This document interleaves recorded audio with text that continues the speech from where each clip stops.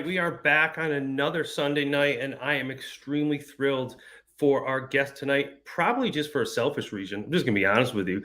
And as you know, I try to be unapologetically me, and that's just how I roll. I think part of having this opportunity and this platform is not only to learn and grow myself, but to reach out to those in the field who are doing amazing work and learn from them. That is essentially what Stronger Together is all about. It's about how can we collectively learn and grow from each other. And one of the things I respect the most about this week's guest is, for my own career, I was a teacher. And from there, I was a building principal and then a district leader and someone who tries to give back through blogs, through speaking at events, through writing books. And it always is individuals I look for who are practitioners. People who are in the field doing the work and talking through and supporting people each and every day. And I had a chance to see our guest speak and the takeaways that for me were you can put in the next day. And having books, and literally just came off another podcast and was good enough to jump in with us. I'm thrilled to welcome in Joe Sanfelippo, all the way from the Midwest, all the way from another podcast, literally 4 minutes ago. Welcome. Thanks for having me. I appreciate it. Yeah, I'm in and out and around, and I'm not even in the Midwest right now. I'm in California right now. So oh wow, it's I got in, landed, saw the Packers lose, and then got on a podcast, and then here we go. So I'm excited to be with you, and thanks for the kind words. We got to talk about the intro though, man. We really got to talk about the intro because I saw a picture. Go. Well, I saw a picture of you and Weston. I'm like, it's fine. And then I saw a picture of you and Tom Murray, and I'm like, good God, you got to get out more. If these are the guys that are on the label to get into this thing, I'm like, we got to stretch you out a little bit. All right, I'll see. That's the bar is set low on those pictures. If those two guys are included, I'm just going to tell you right now.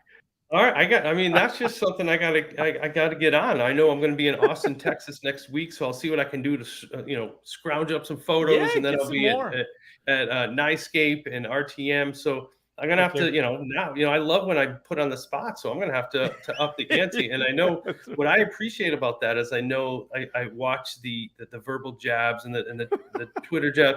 That's what makes this profession fun, right? That not only do you have people that you respect, is you have people that you have fun with. And I think the authenticity of that is because I know the respect you have for those individuals, but you took your first opportunity to take a jab at it. It was fabulous. Oh yeah, 100%. That's absolutely what I do. But what I'll say is they haven't come on yet. That's for sure. Well, they haven't come on. Well, they're really busy, apparently. They're supposedly busy doing all sorts of stuff. Yeah, right. That's right. I mean, yeah, that's good. Well, Tom works at his parents' basement. So, like, his office is in his parents' basement. So don't tell me he doesn't have time. He's not paying any rent there. I mean, seriously, let's be honest about what's happening. I thought he's living in an airport. So, I guess the parents' basement's a step up. Parents' basement. That's where his office is. That's ridiculous. But that's what we're talking about here, Matt. That's what we're talking about. That's how it works. That's how this profession works. This is like a staff room conversation of how can we rip on the next superintendent from the district over, right? So they'll take shots at me all day. I love it. I'm sure. What are some of the best shots people have taken at you? Oh my gosh! Like I got something. Somebody was slammed on me the other day about that. Well, it is ridiculous, that cricket bike check thing that I do, and I just go out and I look at bikes, and people can't figure out a way to put the bikes in the rack. So I just start making up stories about these bikes and how they got to the place that they are, and people are like, well, what's he doing? Spending his time doing that, and I'm like, well, because it makes me smile. That's why. Because there's a lot of stuff around this place that just doesn't always, it's not going the way that, I don't want to say going the way that, there's a lot of, like, you get hit with a lot of stressors, right? So if you can't figure out a way to find some joy, you're just going to get locked into that. I talk a lot about the idea of the checklist, right? Like the idea that people just get locked into their checklist. And when you get locked into your checklist, you got to think about it. You're just going and going and going and doing and doing and doing. And you never take a step back to realize the impact of go, do, because there's always something next on the checklist. And if you're always invested in the checklist, and let's think about the checklist, like what's on your checklist? Is smile on your checklist? No, it's not, right? Have fun. Have fun, not on your checklist. So you're always trying to get to the next thing. And if you're always in that mentality, then you never get a chance to actually pull back and realize that what you're doing is actually changing the lives of kids. That's what you're doing. So get out of your own way sometimes and just celebrate the fact that you're changing the lives of kids. Yeah, and I think that that's critical. And one of the things I want to kind of, well, first, it's just awesome to have you we just start chatting. And I think that's one of the things that gets lost in, sometimes you see people who are successful like yourself, or people who do different things around the country or speak. People just think that they're not regular people. And that's what I've always liked, as much as we bust on Tom and Wesley and a couple other people you saw in the intro, what I've always appreciated is no matter when I've asked for, like, hey, let me run this by you. I've sent some presentations to different people, like, hey, people are just so genuine. I mean, I reached out to you less than a week ago or so. And it's like, yeah, because what you just said is important. It's at the core of everything that we do. If one person reads my book or 1,000, it's about making that impact each and every day for schools and for students, which is what I really like about the work that you do. And your first book, Hacking Leadership, it's about really giving back. And when you said is smile on your checklist, listen, I was a 33-year-old principal who shouldn't have been in the role. And I'm just walking around making third graders laugh. I'm like, if I can do this for a while, I'll learn the rest. So as you kind of look back on your career and someone looking towards you, like when you wrote this book, obviously, what was it, little over 10 years ago now? It's 8, not even 8 years ago. 2015, I think. So about 7 years. For those who are starting to emulate wanting to go into school leadership or wanting to have fun and putting, cricket bikes away, like what's your message to those individuals? Because it's a profession some people now don't want to get into.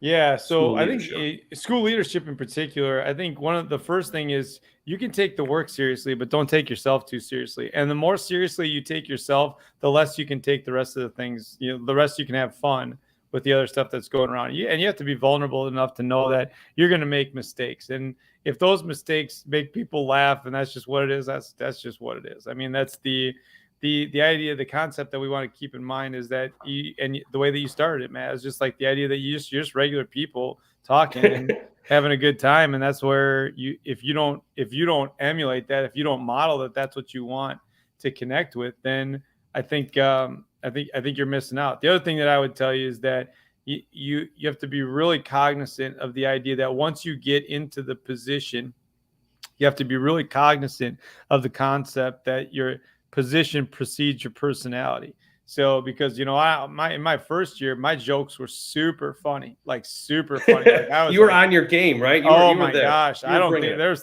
right. I was like, maybe I should do stand up because look at me. I'm in the wrong profession. Oh my gosh, these people are laughing at everything that I have to say. And then you realize that I can tell the same jokes now, and they're like, there he goes again. That's right. Right. So I'd rather have it this way. Because they know me, they know that they know I'm connected to them, and they want to, I'd rather just have a conversation with them. I did, so many convocations this year, and I had so much fun doing all of them, and really just kind of talking to people about how we value and how we connect and how we grow and recognize people and acknowledge them and extend the conversations and all the stuff that we do. And then I get in front of my group and I just sat there. Like because I can't do any of the stuff that I do with other groups, because no matter what, even though it's completely authentic and it's coming from the right place, it still comes off as a bit. And because they know me, they see me every day. I maybe had them there for 20 minutes. Maybe we talked about hope. We talked about connections. We talked about the idea that, I go to places and people think, I don't know how this works, but when I go places, people they feel like Wisconsin is some sort of like far off land or something, because I'll say like, they'll be like, oh, I've been to Wisconsin. Right. Like it's a whole great. That's fantastic. Tell me more about that. Thanks for sharing. Right. And I said, they're like, well, it's beautiful. I'm like, oh, well, what part did you go to? Well, I don't remember, but I know just the whole state. Right. Right. Well, you clearly didn't go in January, because that's not happening. But I mean, right. But the thing that I told our staff that, and I said the other thing that I told them was that it's really interesting to me because we talk ad nauseum about the idea of recognizing the great work of our colleagues, acknowledging the great works of our colleagues, and extending the great work of our colleagues. And we just do it. Our people just do it. I have so many conversations with people in our building about things that other people are doing. It happens all the time because people want to extend the greatness of their colleagues. But when I go and talk to other groups about this whole concept, they're like, that's a great idea. We should do that. I love that idea. And I'm like, it works, but we just do it. Like it doesn't even, and I talked to our staff about it and I said, it's amazing because the same way that people feel about Wisconsin when I go places, they feel the same way about you. They're like, Is this real? Does this happen? And I'm like, it happens. And I'll often take people from school to conferences with me and they'll present and that kind of thing. And every time I speak with them around, I'm like, you can listen to me or not listen to me, but go talk to them. They're the ones that do all the work. Ask them if this is real. Ask them if this is what we're doing. Ask them if they feel value. And if that's, because that's the real test. I mean, I can get up and say anything I want and then leave, but if I can't prove it, then I shouldn't talk about it. Yeah, and I think that's critical. And it really, for me, stemmed when I was at Boston College. I wrote my dissertation on the positive impact of school culture. And the number one thing people say is just value what I do. Yeah. That's like, you don't have to buy things. You don't have to give me extra time off. Just value. And it really it hit me. And I was like, whoa, and that's a lot of the work that I've been doing in the books that I've written. Like, this might sound like a Captain Obvious statement, but knowing and doing are two different things. And I think what you just said about empowering people is critical. And I think, again, what you said about the connecting piece is bringing people together, offering support. And one of the things I love your perspective on that I kind of struggle sometimes with when people are like, oh, you're bragging. Or if you talk about a teacher, that teacher's going to be embarrassed because they're bragging. How do you kind of balance that of sharing the great work of your staff or sharing the great work that you do? And other people are like, oh, I don't want to hear about it, or don't talk about us because you don't want to come off the wrong way. Well, I just tell me, first of all, I tell me to get over it. But I think right, I get that too. But here's the thing. What ended up happening with educators across the country, in particular, is that we stopped being proud of the work and we started defending the work. Okay, yeah. And there's a distinct difference between being proud of something and defending something. Because I can tell you what you're proud of right now. If you go to your phone and you go to your Photos app, I'll tell you exactly what you're proud of, right? Kids, pet, house, car, hunt, fish, cabin, boat. It's all on your phone. And you'll talk about that stuff all day. And you'll seek out conversations about that stuff because you know you're going to walk out of that conversation feeling better than when you walked in. People see your kids, grandkids that you haven't seen them in a long time. And they're like, oh, they're getting so big. Look at how big they're getting. Right. And you walk away going, yep, that's all me right there. Right. Like you do that. Like you keep rolling but when you're always defending the work, you know you're going to walk out of that conversation feeling a little bit more intense, maybe even a little worse than when you walked in. So if you're always defending the work to the same person or the same group of people, it starts to become really easy to avoid conversations with that person or that group of people, right? Walk down different hallways, you go out different doors, you wait a little longer on a call, you wait a little longer on the email, but you also stop sharing the positive things because you are afraid of the reaction.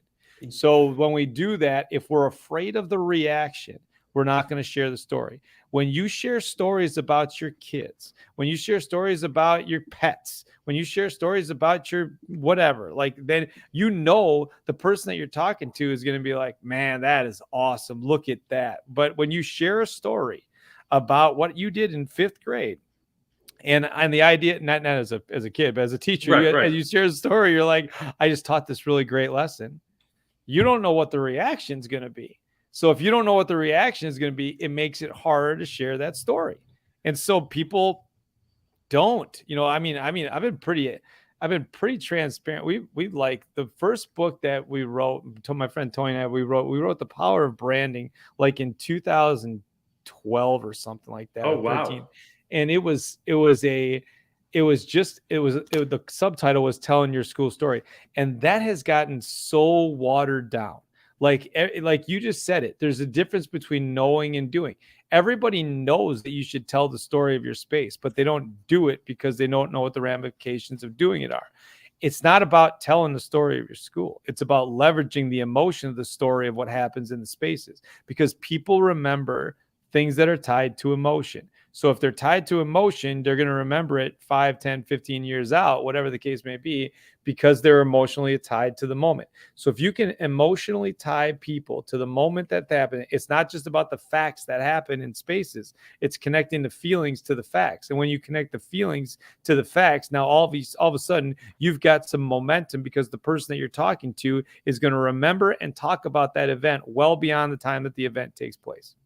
Yeah, and I think that's when you have that, you had mentioned that the emotional connection, it becomes Mm-hmm. real. It Yeah, takes it from EduSpeak or Ed Weekly magazine or whatever, and it makes it real, because oftentimes it's connected to a person, and I right. think having that's important. And I think I'd love to hear a little bit of the work that went into this book, Mm-hmm. because I think what I'm hearing you say now is built into this, that all of your school community can be leaders. You talked about being intentional and connecting, and like, what is the motivation to writing that after being so successful for so long, to then dive into something else? And what would somebody get out of reading this? Well, yeah, I don't know. I guess I don't know. I mean, so I kept thinking about, do I writing another book? And I'm not a writer by Oh, I trade, say or that whatever all you the want to time. I'm call it. not a writer. I'm a I don't know, right? creator with a great Yeah. editor.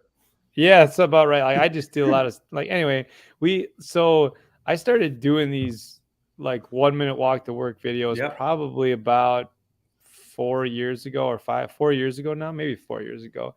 And I didn't like writing. I didn't like sitting down in front of a computer and writing, but I did like just doing these little walks, because they were just little quick things that people maybe could get something out of and whatever. And so when I started writing Lead From Where You Are, I just took all of the 1 minute walks that were the most well received, and then dove deeper into all of those. And it's really interesting that when you get into a project like that, and you wake up in the morning and you see the purpose of the project, you can't Yeah. wait to get to it. And I just kept finding purpose in the project. And every day when I get there and I just start writing a little bit more, you could just like, it just kind of kept the momentum going, because there were things that either I was already talking about, or that I had talked about in these 1 minute walk videos. And in doing that, we found I found the opportunity to just kind of find purpose every day. And I started my day with it. I wrote the book in the morning. I'd get to school early and I'd just write, and it was really special experience. I didn't think I was going to be, honestly, it was one of those things that just kind of took over. Yeah, and I think that happens a lot when people are creators, as we talked about, or are Mhm. passionate.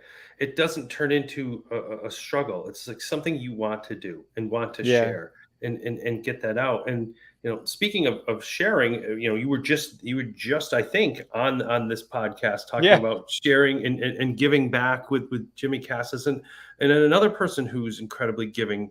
Had a chance to go to a Future Ready thing, and he and I had a chance to talk, and he made a call to the speaker bureau the next day and got me in. I was like, the individuals, it's amazing when you have someone who is willing to step up and willing Yeah. to support you. So what's the talk about the podcast? I think that's one of the newer things you've been doing. And when's it on? Like, tell us a little bit about that.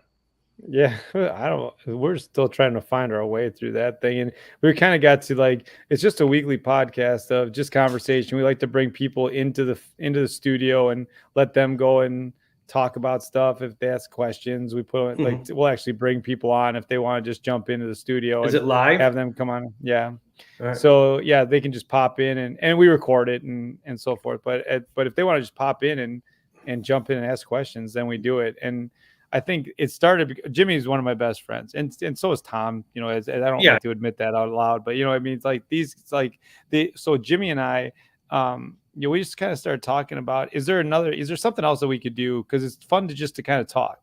And I think there's a part of me that, one of the things I like about him is that he challenges me, and he does it. Like, if I say something stupid, he's gonna say, well, that's just dumb.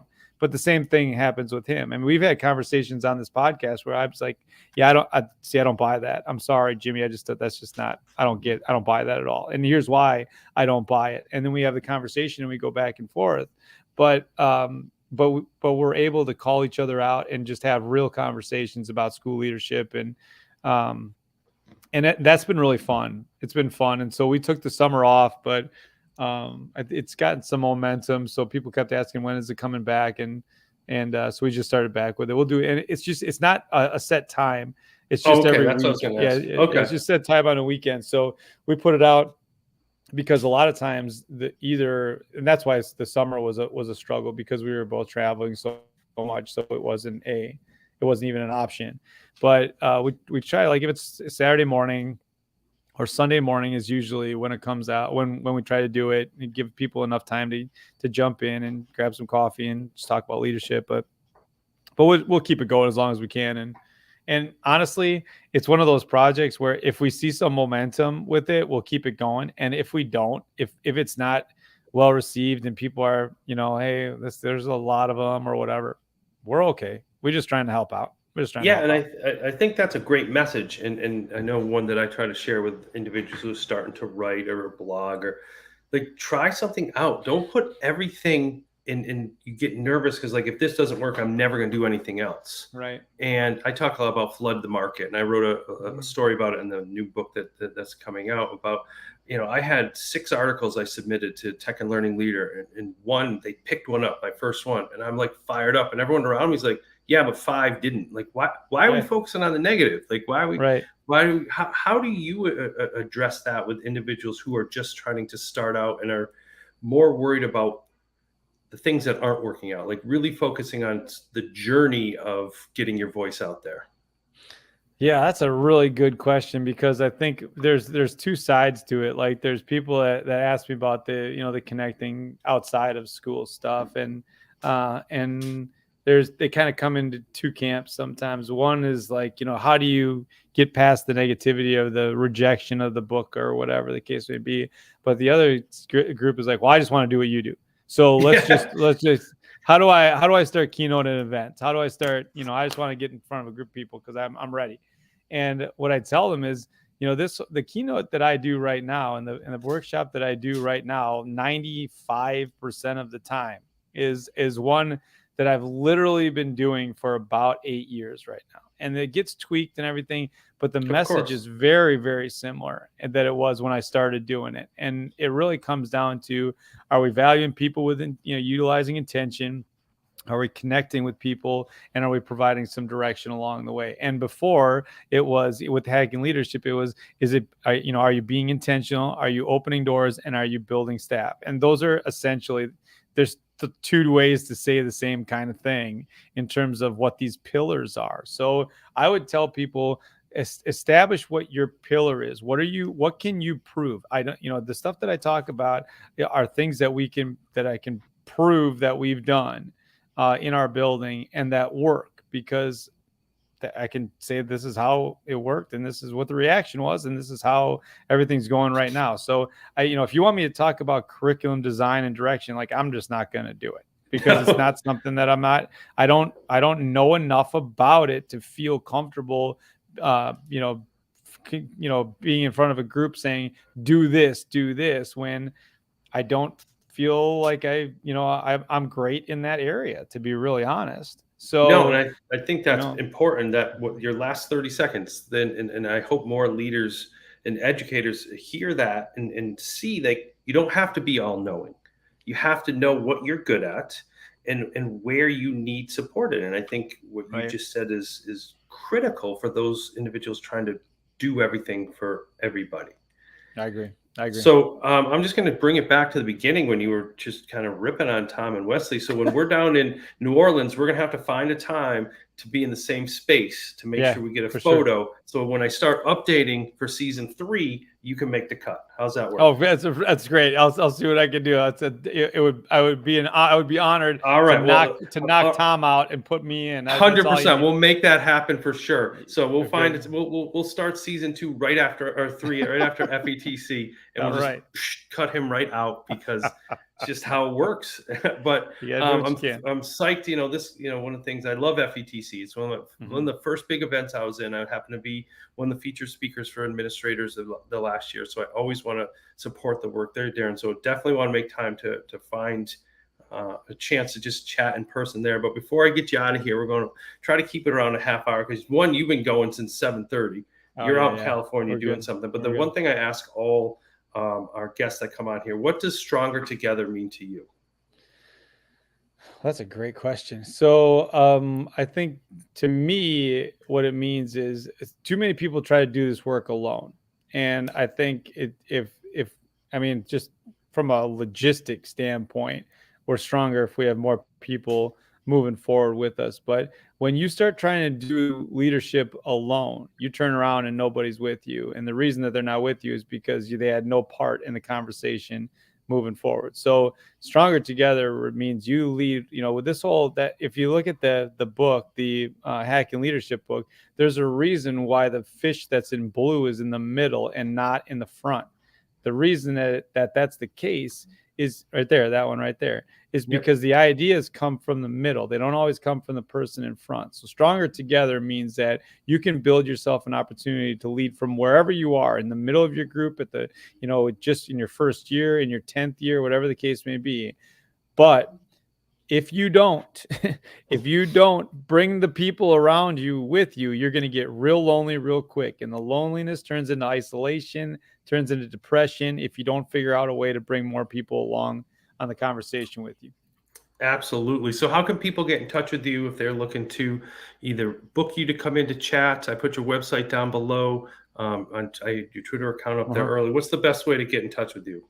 Yeah, that's probably the best way. Way is just find me online through Twitter or on my website or give me a call, 715-577-6623. Give me a call. It's like there's we get this whole mentality. I say at the end of those walks that we're all in this thing together. But we're all in this thing together doesn't mean we're all in this thing together when it's convenient to be all in this thing together. Right. If you want to call me, 715-577-6623. Just give me a call. I'll answer it. And we'll figure out a way to connect and help out the best that we can. I don't have all the answers, but you know what? If we can, again, just this whole Stronger Together mentality really means that you're willing to be stronger together, which means that you're willing to take the call. I like it. Willing to take the call. I love it. That's a great way to end. And I appreciate you coming in. I appreciate you taking time. You've been going strong now for almost an hour and a half. And I hope you have a great time out in California, making an impact out there. And thank you to all who continue to tune in. Thank you, Bulb and Swivel. You are not vendors. You are solution providers who partner with us, who are stronger together as well to make this happen. And to all of you watching and listening, and we summed it up a lot here today, that we are better when we put we over me. Thank you very much, Joe. And there's some more pictures coming at the close, so I can't wait to hear you rip on me for that.